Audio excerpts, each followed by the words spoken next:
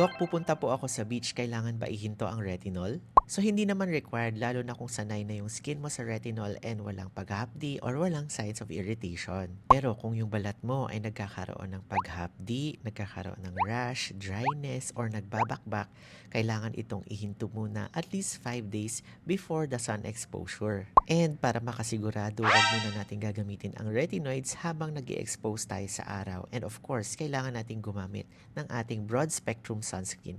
Pero guys, even though may sunscreen tayo, kailangan pa rin as much as possible iwasan ang exposure sa araw at init. So don't worry guys, wala namang long-term benefits na mawawala pag kayo ay nag-stop ng topical retinoids for a few days only.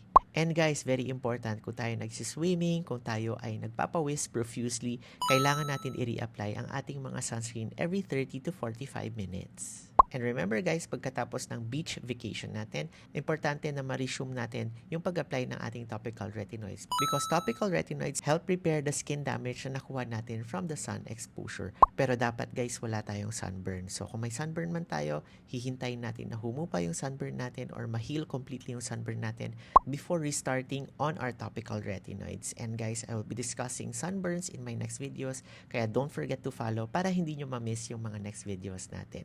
Kung may mga tanong kayo about sunburns, about topical retinoids, comment below or you can send me a message. For more skin tips from a board certified dermatologist, follow me and Basta Acne DMD. Bye-bye!